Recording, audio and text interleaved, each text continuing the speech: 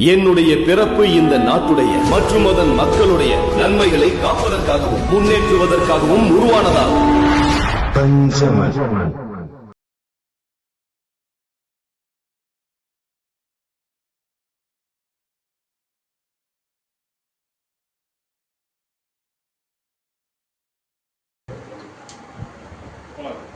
Scheduled இன கூட்டணி சார்பில் இந்த பிரஸ் மீட்டுக்கு வந்திருக்கும் அனைத்து மீடியாக்களுக்கும் எங்களது மாலை வணக்கம் தெரிவித்துக் கொள்கின்றேன்.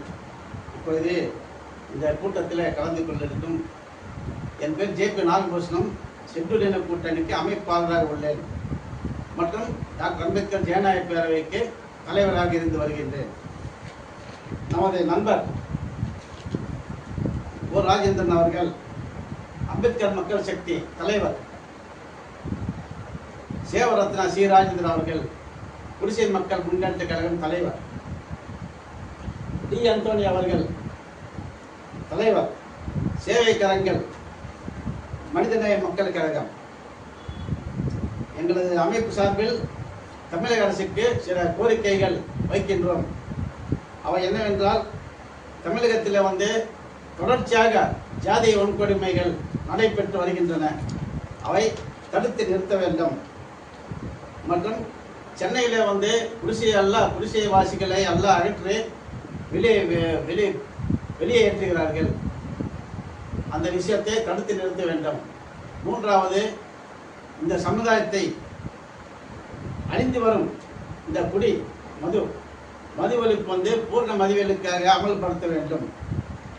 மற்றும் தாட்கோவில் லோன் தராங்க, அது பேங்க் அமைச்சா பேங்க் கொடுக்கறது இல்லை. அதனால் தாட்கோவில் அவங்க டைரக்டாகவே ஒரு பேங்கை ஆரம்பித்து தாட்கோலை வழங்க வேண்டும் போன்ற மொத்தம் 10 கோரிக்கைகள் நாங்கள் வைத்துள்ளோம்.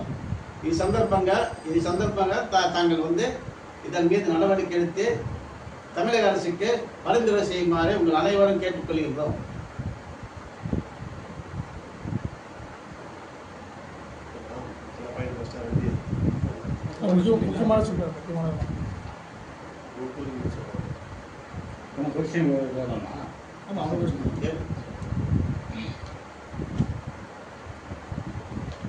அதிமுக ஆட்சியை விட திமுக சமூக நீதி கட்சின்னு சொல்றாங்க.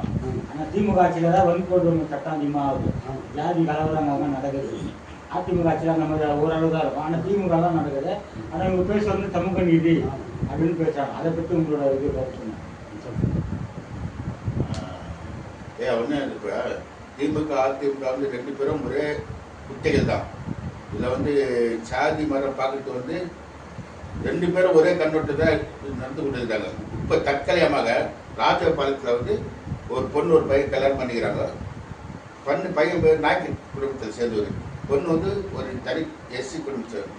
அப்போ அந்த பொண்ணை லவ் பண்ணி கல்யாணம் பண்ணிங்கன்னா, ஆனால் கல்யாணம் பண்ணி தட்டி நிறுத்திட்டாங்க. அவங்க வீட்டில் வீட்டில் இருக்கலாம் கூப்பிட்டு பஞ்சாயத்து பண்ணி இந்த பொண்ணை கல்யாணம் பண்ணிக்கிறோம் வெளியில் வாங்க சொல்லிக்கிறாங்க. ஆனால் வெளியில் அவங்க ஒத்துக்கலாம கரெக்டாக இந்த பொண்ணு தான் கல்யாணம் பண்ணணும்னு சொல்லுவாங்க. அதுதான் அவங்க அப்பா அம்மாலாம் உனக்கு எனக்கு எந்த சம்பளம் ஏறி கொடுத்து போயாச்சு. அதுக்கு பிறகு என்ன பண்ணிக்கிறாங்கன்னா, அந்த ஊரில் அவங்க அப்பா அம்மா பொண்ணோட அப்பா அம்மா அந்த ஊர் பஞ்சாயத்துலாம் சேர்ந்து அவனுக்கு திருமணம் பண்ணி 18 ஆண்டுகளாக குடும்பம் நடத்துகிறாங்க. திடீர்னு அந்த பையன் அவங்க அம்மா கிட்ட தொடர்பு பண்ணி அவங்க அம்மா கூப்பிட்டு என்ன பண்ணிக்கிறாங்க, கொஞ்ச நாள் இந்த பில்டிங் உனக்கு தான் சொந்தம், உனக்கு சொத்துலாம் இருந்து எல்லாத்தையும் உன் பேர் எழுதின அந்த பொண்ணை விட்டுட்டு வராதுங்கிறாங்க. அந்த பொண்ணு அந்த நாள் செஞ்சாங்க. உடனே அவனால் வர முடியல. கொஞ்ச நாள் ஒரு 10 நாள் இருந்துட்டு அந்த பொண்ணை செக்ஸு குளிக்கும் போது நக்கலாக படத்தை எடுத்துட்டு தவறான கீழே அடியில் போட்ட எடுத்துட்டு காய்கறி அரைக்கும் போது நீ பரிசு போல அதே வாசத்துக்கு தான் இருக்கிற அப்படின்னு சொல்லி ரொம்ப கொடுமைப்பட்டு அந்த போட்டாங்க. செக்ஸாக எடுத்த போட்டாலும் அவனோட ஃப்ரெண்ட்ஸ்கெல்லாம் அடிச்சிருக்காங்க. அனுப்பும்போது அவங்க தம்பிக்கு தெரியுது, அந்த பொண்ணோட தம்பி பார்த்துட்டு திரும்ப அங்கே இது போல அது கண்டிச்சார், அது போல பண்ணினா சொல்லு. அன்னைக்கே கண்டித்த பையன் வீட்டை விட்டு வெளியில் போயிட்டான். வெளியில் போய் நைட்டு அந்த வீட்டை வாடகை இருந்தப்போ அவங்க அந்த நாய்க்கறி குடும்பத்தை சேர்ந்தவங்க எல்லாமே அந்த வீட்டு ஓனரை மிரட்டி வீட்டை உடனே காலி போச்சு. அந்த இடத்துல சாமானாக எடுத்து வெளியில் வச்சு அப்புறம் பத்தியாச்சு. அதை கண்டிச்சு டிஜிபி பெண்கள் காவல் நிலையம் ராஜபாளையத்தில் இருக்குது. அந்த ராஜபாளையத்தில் இருக்கிற பெண்கள் காவலுமே பையனுக்கு தான் 6 ரூபாய் தராங்கன்னு சொல்லி பெண்ணுக்கு நடவடிக்கை எடுக்கிறாங்க. அது கூப்பிட்டு பேசுறதுக்கு உனக்கு 3 லட்ச ரூபா பணத்தை தரேன், இதோ கைக்கு வெளியில போயிடு, உனக்கு என்ன குழந்தையா பெற்றுருக்குறோம் அப்படின்னு சொல்லி ரொம்ப ஒன்மையா வாடியா பேசிட்டு சீப் ஆஃபீஸில் வந்து கம்ப்ளைண்ட் கொடுத்துட்டு அங்கே நடவடிக்கை எடுக்கிறோம் உடனே ஃபோன் பண்ணிக்கிறாங்க. அதுக்கு மீறி நாங்கள் இல்லாத மனித உரிமை கமிஷனில் உடனே அங்கே போய் மனித உரிமை கமிஷனில் அங்கேருந்து டிசிபி அங்கே ஏசி எல்லாரையும் கூப்பிட்டு உடனே நாங்கள் நடவடிக்கை எடுங்கன்னு சொன்னதுனால இந்த சத்திர நடவடிக்கை எடுத்து எஃப்ஐஆர் போடுறேன்னு சொல்லிக்கிறாங்க. இதுவரையில் வந்து அவங்க எஃப்ஐஆர் போட்டாங்களா தொடர்ந்து நடத்திட்டு தான் இருக்கிறாங்க. இது போல நிறைய பெண்களை வந்து ஈடுபடுத்தி ரொம்ப ஆசை வழங்கி இப்போ வன்கொடுமை நிறைய நடக்குது. சாதாரண வேலை அது இந்த திமுக ஆட்சியில் மாடல் ஆட்சின்றாங்க. இந்த திமுக ஆட்சியில் அக்கிரமா அப்படி போட்ட ரொம்ப சாதி வெறி தலைவிரிச்சா இருக்குது. அதை வந்து குடிசை மக்கள் வாழ்க்கை முன்னேற்ற காலத்துக்கு வறுமையாக கண்டிக்கிறோம். இப்போ சமீபத்தில் வந்து ஒரு ஊரில் மக்களில் ஒரு கவுன்சிலரை வந்து அதிகாரி வந்து காலில் விழ வச்சுக்கிறாங்க. கவுன்சிலர் காலில் இன்னொரு டீம் வந்து கவுன்சிலர் தான் வேணும். நீ சொல்ல நான் சொல்லுவேன்னா இந்த 10 பாயிண்ட் கோரிக்கையை நீங்க சொல்லிடுங்க. சொல்லல 10 பாயிண்ட் கோரிக்கை பல சொல்லுங்க. கொஞ்சம் ஸ்கிரீன் பாருங்க, கொஞ்சம் அதை பார்த்து சொல்லுங்க. ஒரு பாயிண்ட் பாருங்க, அப்படியே முடிக்கும் போது அப்படியே பாருங்க கேமரா ஒரு பாயிண்ட். செல்லுக்குடி சார்பாக தமிழக அரசுக்கு ஒரு 10 கோரிக்கை நாங்கள் வைக்கிறோம். அது பிரதான கோரிக்கை வந்துருக்குன்னா தமிழகத்தில் தொடர்ச்சியாக சாதிய ஆணவ படுகொலை நடைபெறுது. அது தடுக்கிறதுக்கான ஒரு புதிய சட்டம் ஒன்று ஏற்றணும்.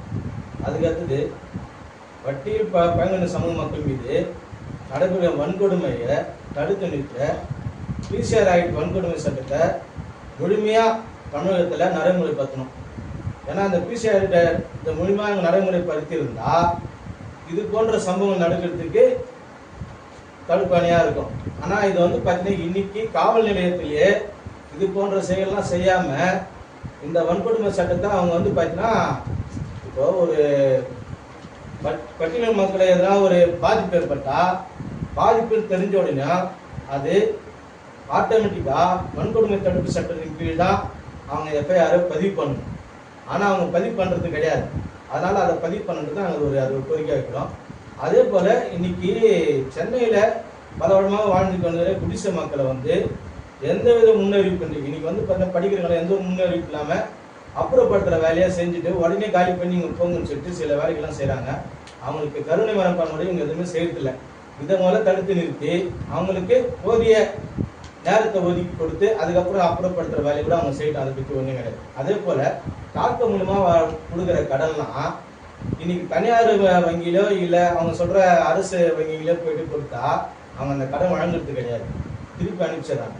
அப்போ அது போன்ற சூழ்நிலை இருக்கும்போது டாக்டர் மூலியமாகவே பட்டியலின பழங்குடிக்கான கூட்டுறவு சங்கம் வங்கி ஒன்று ஆரம்பிச்சு அது மூலிமா கடன் வழங்கணும்னு சொல்லி டாக்டருக்கு நாங்கள் இந்த கோரிக்கை முன்வைக்கிறோம். அதே போல் பட்டியலின சமூக மாணவர்கள் படிக்கிற ஆதிர நலத்துறையில் அவங்களுக்கு சரியான வசதி செஞ்சு தரணும், ஹாஸ்டல் வசதி. அதே போல் அவங்க படிக்கிறதுக்கு கடன் வசதி அதையும் வந்து துரிதமான சீக்கிரமாக நடவடிக்கை எடுத்து அவங்களுக்கு அதை வழங்கணும்னு சொல்லி நாங்கள் கேட்டுக்கிறோம். அதே போல் இந்த சமூகத்தை பட்டியலின சமூகத்தில் இந்த பூரண மதுவிலக்கு இல்லாதனால நிறைய பேர் குடிச்சு அழிஞ்சு நீங்கள் எங்கே பார்த்தாலும் கெஞ்சாவும் அப்படின்னு இதுமாரி மது இது பற்றி விழாக்கள் வைக்கிறது இது போன்ற சூழ்நிலை பார்த்தா இந்த மக்களை தான் அதிகமாக தாக்குது. இதுக்கு முதல்ல இதை தடுத்து நிறுத்திற்கான துரிதமான ஒரு வழி நீங்கள் எடுக்கணும்ன்றது நாங்கள் முறைப்படுறோம்.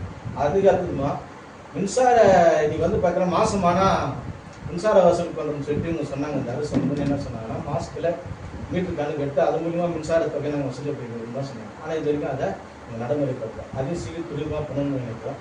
அதே போல் மகளிருக்கு உரிமை தொகை வழங்குறாங்க. அந்த உரிமை தொகை வந்து பார்த்தீங்கன்னா சில பேர் வழங்க சில பேர் வழங்காமல் வராங்க. இன்னைக்கு கூட வந்து பார்த்தோன்னா இன்னும் அந்த இது தொடருது.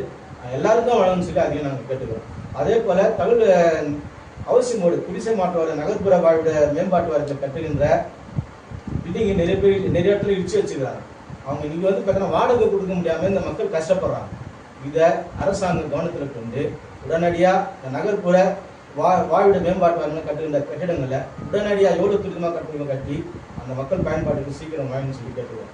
அதே போல் தமிழகத்தில் முழுமையாக பட்டியல் மக்கள் மீது தொடர்ச்சியாக நடைபெற வன்கொடுமை தடுப்பு சட்டத்துக்கு விரைந்து அந்த வழக்குகளை முடித்து குற்றவாளியை தண்டிப்பதை வந்து கேட்டுக்கிறோம். இதுதான் எங்களுக்கு செல்விக்குடி சார்பாக தமிழக அரசுக்கு நாங்கள் வைக்கக்கூடிய 10 கோரிக்கை.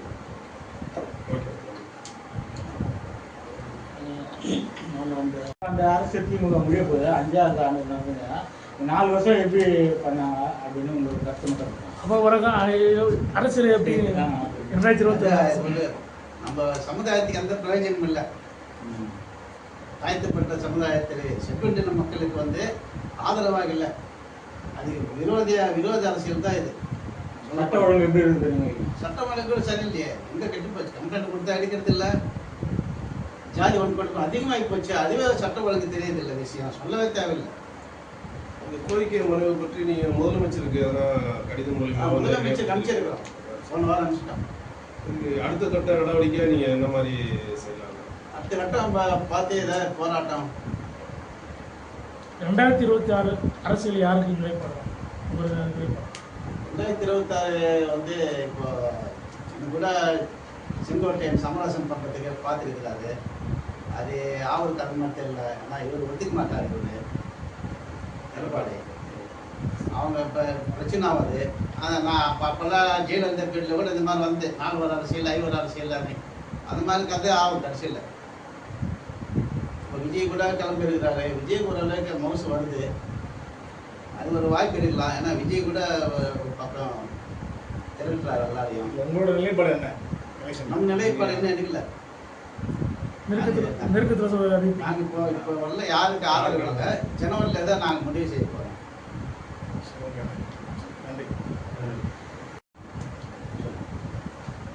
இப்போ தற்காலிகமாக ஒரு 3 நாட்களுக்கு முன்ன வெறும் பரபரப்பான செய்தி தமிழ்நாடு ஃபுல்லாக ஓடிங்கிறது.